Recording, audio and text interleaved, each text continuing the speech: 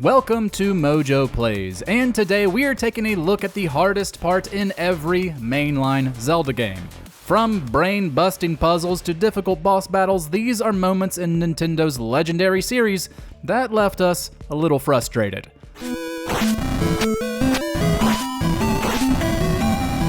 But before we dive into it, we publish new content all week long.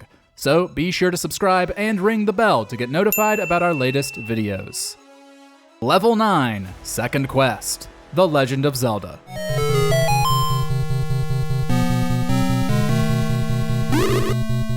While getting through the original Legend of Zelda game is a challenge in itself, the game's second quest makes that playthrough feel like a cakewalk. More specifically, the final level of the second quest is far and away the hardest part of the game. Located in Death Mountain, the dungeon map takes the shape of series villain Ganon's head and offers not one, but two items Link can find to help defeat him.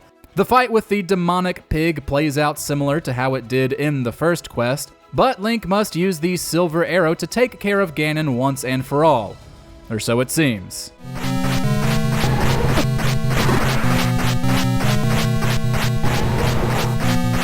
The Great Palace, Zelda 2: The Adventure of Link.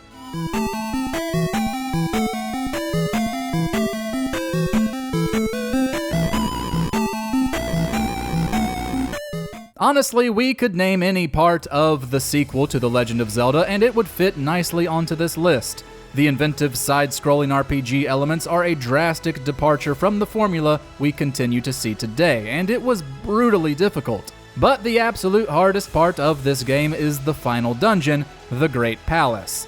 This massive labyrinth is the ultimate challenge in Zelda 2, and sees the titular hero taking on the toughest enemies in the game, culminating in the final battles with Thunderbird and the easily cheesable Link's Shadow. Luckily, your time spent in frustration at the Great Palace is slightly made better by its awesome theme song.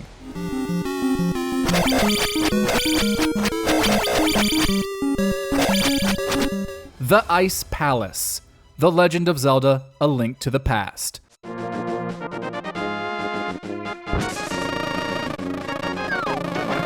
A Link to the Past is a lot of gamers' favorite Zelda title, and with good reason.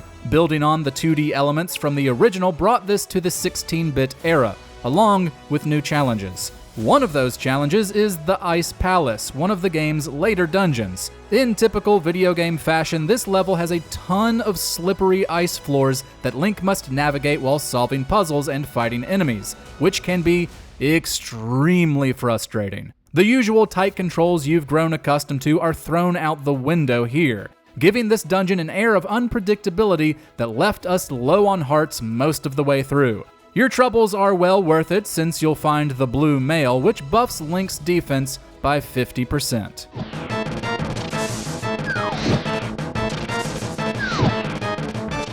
Eagle's Tower, The Legend of Zelda: Link's Awakening.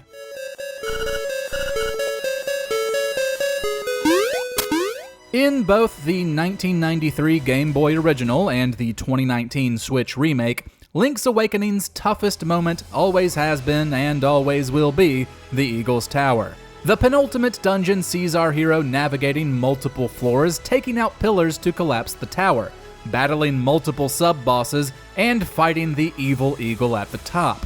Oh, and throwing a metal ball around for some reason. Link's Awakening isn't really the most difficult Zelda game around, making it a great jumping-on point for newcomers to the series.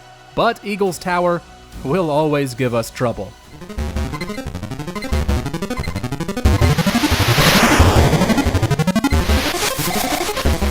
The Water Temple, The Legend of Zelda: Ocarina of Time.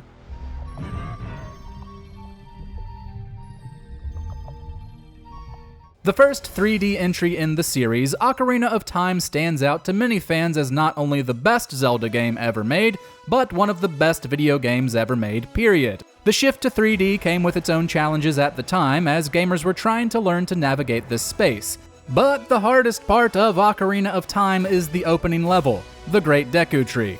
Just kidding, it's obviously the Water Temple, come on. To this day, we have to consult a walkthrough to navigate the rising water levels, multiple floors, and missing small keys to get through this extremely frustrating dungeon.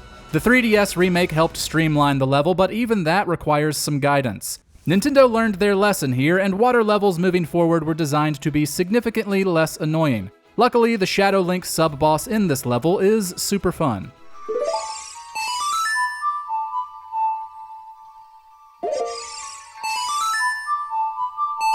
Obtaining the Fierce Deity Mask. The Legend of Zelda: Majora's Mask.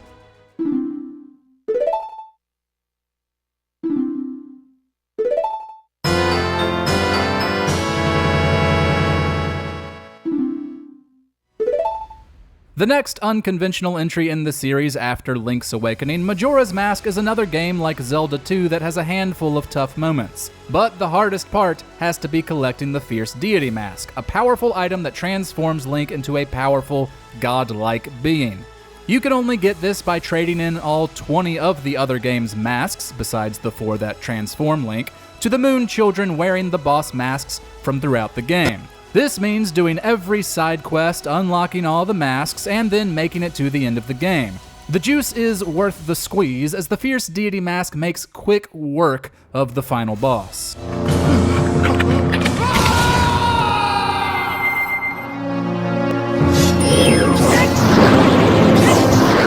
Onox. The Legend of Zelda: Oracle of Seasons.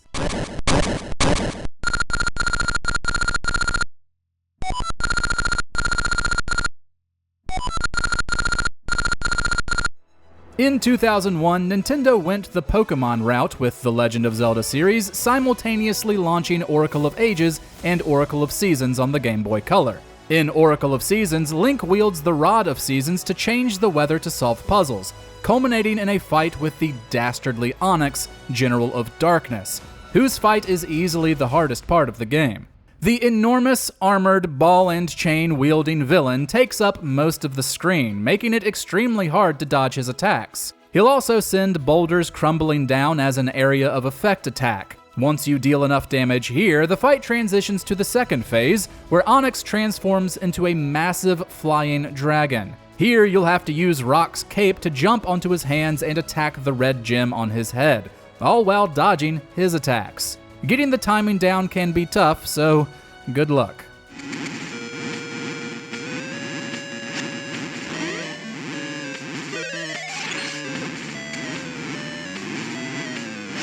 Jabu-Jabu's Belly. The Legend of Zelda: Oracle of Ages.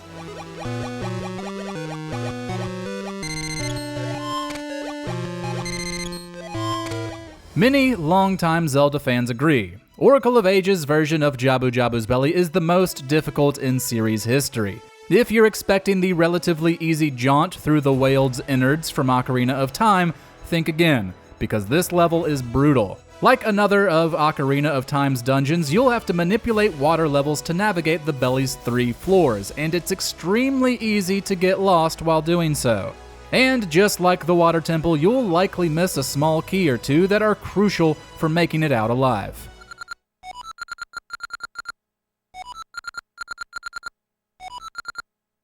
Vaati. The Legend of Zelda: Four Swords.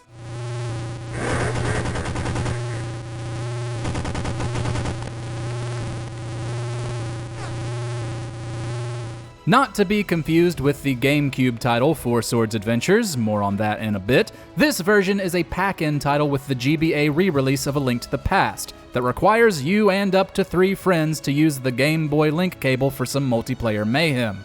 Even just playing this game poses its own challenge, but in terms of gameplay, the final fight with new villain Vaati takes the cake here. This fight takes place over 2 phases, with the first one requiring you to throw bombs into the cyclones he creates. The next phase is a lot more involved, forcing you to practice your best dodges and strategize with your friends to take him down. The Wind Temple. The Legend of Zelda: The Wind Waker.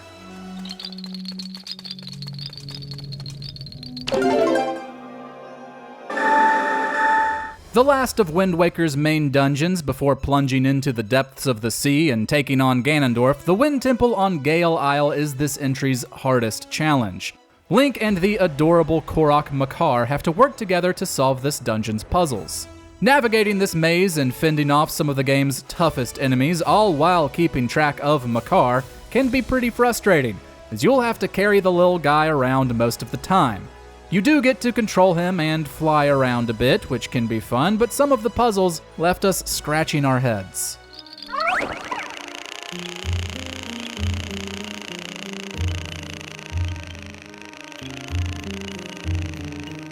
Temple of Darkness, The Legend of Zelda: Four Swords Adventures.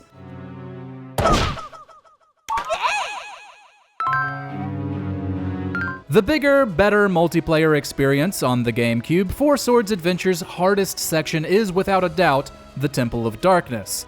Another labyrinthinian dungeon, the Temple of Darkness sports a wide variety of puzzles, difficult enemies, and a tough boss fight involving that's right, four Phantom Ganons. Try doing all this while trying to coordinate with 3 other players. Pass.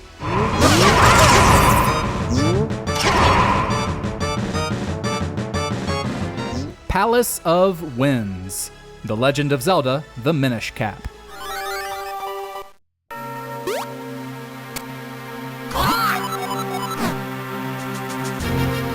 The Minish Cap is one of the shortest and easiest Legend of Zelda games, unless you're trying to 100% it, that is, but it's incredible nonetheless. Taking its art style from the Four Swords tie-in, the game's hardest challenge is the penultimate dungeon, the Palace of Winds. Navigating countless rooms and its verticality can be extremely confusing, and the boss fight against the red and blue Georgs is also a bit rage-inducing. You'll have to time your jumps between them, then charge up the Four Swords using the right formation, then attack all eyes at the same time. Don't be surprised if you have to try this fight over and over again.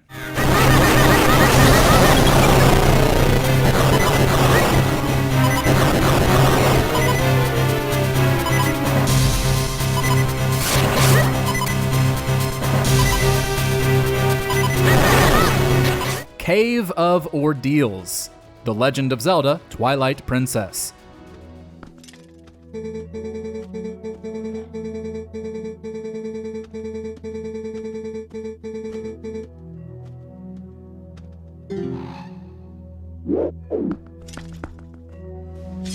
The Cave of Ordeals is an optional dungeon in Twilight Princess that has you descend dozens of floors with combat challenges that progressively get harder. With a total of 50 floors, each 10th floor gives Link a reprieve from battle with a great fairy fountain to heal his wounds. You'll have to revisit the Cave of Ordeals later on in the game, as you'll need the items from the main dungeons to progress deeper. The juice is worth the squeeze here too, since clearing the cave will reward you with a bottle full of Great Fairy Tears, which is a great asset to have when it's time to face Ganondorf.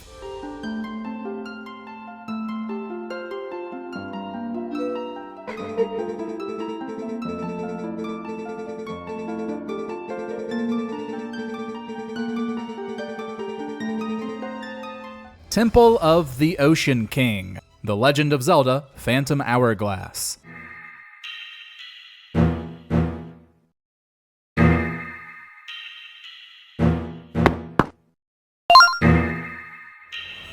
The Temple of the Ocean King. This recurring hub dungeon on the first DS Zelda game is not only the hardest part of the game, but easily the most annoying, frustrating, and eye-rolling part as well. Having to return to it over and over and over and over again gets old fast. You also have to contend with other obstacles like phantoms and puzzles. We get what Nintendo was going for with the design of the Temple of the Ocean King. It just feels like they massively missed the mark. It would have been much better to just be able to skip to the next part of the dungeon instead of needing to replay most of it.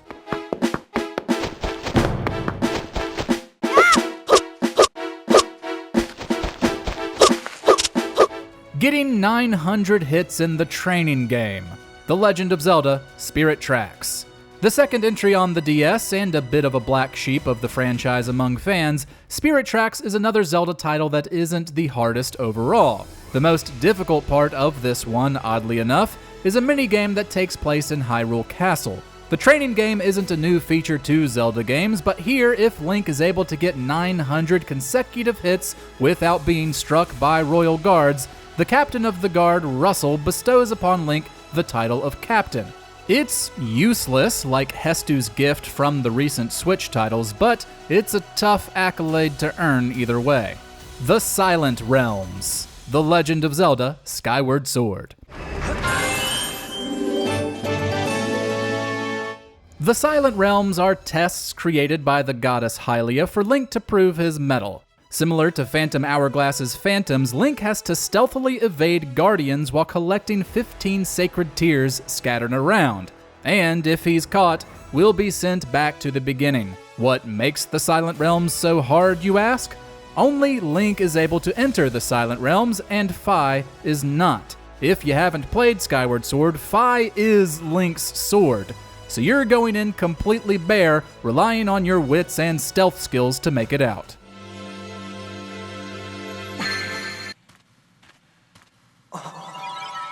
The Treacherous Tower. The Legend of Zelda: A Link Between Worlds.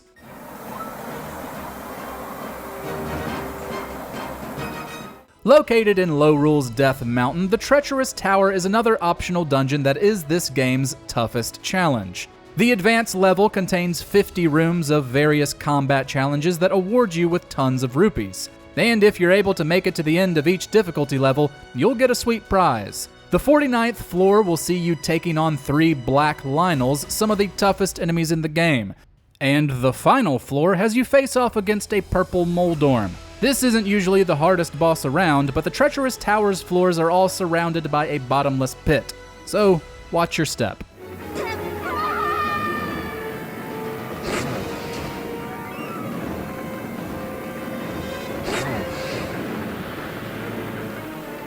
The Den of Trials. The Legend of Zelda: Triforce Heroes.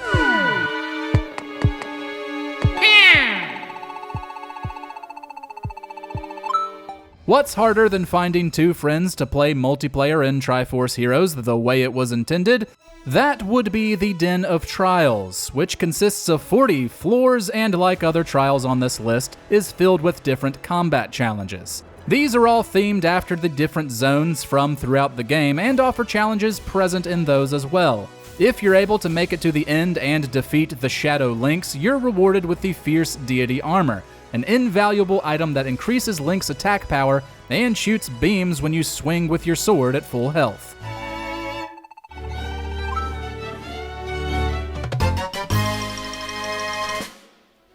The Trial of the Sword. The Legend of Zelda: Breath of the Wild.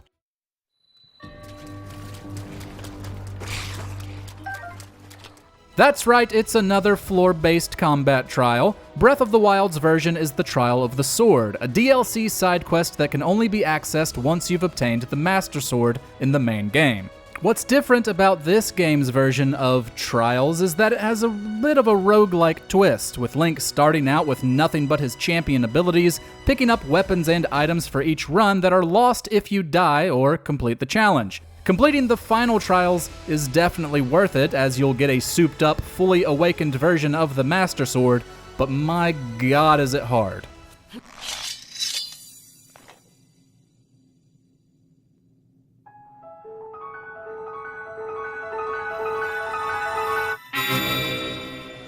The Depths.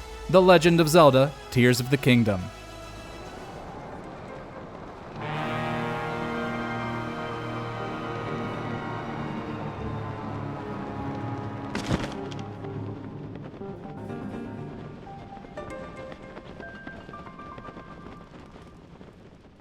Tears of the Kingdom encourages the player to explore.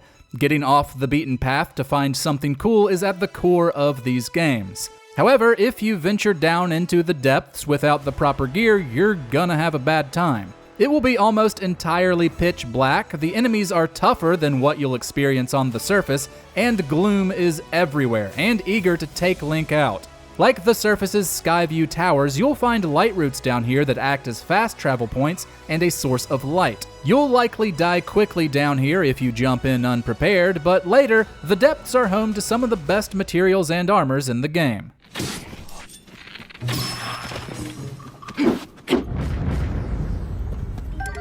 Smog, The Legend of Zelda: Echoes of Wisdom.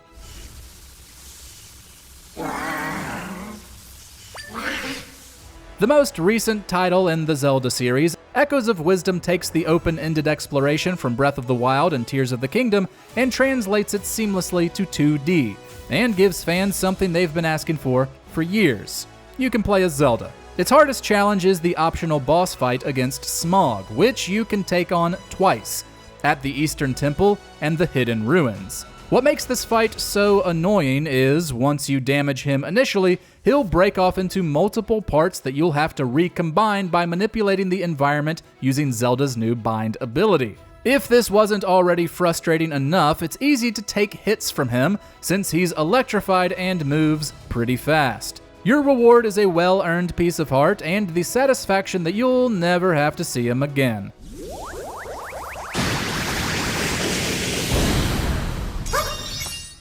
Did we leave off a tough-as-nails part from a Zelda game?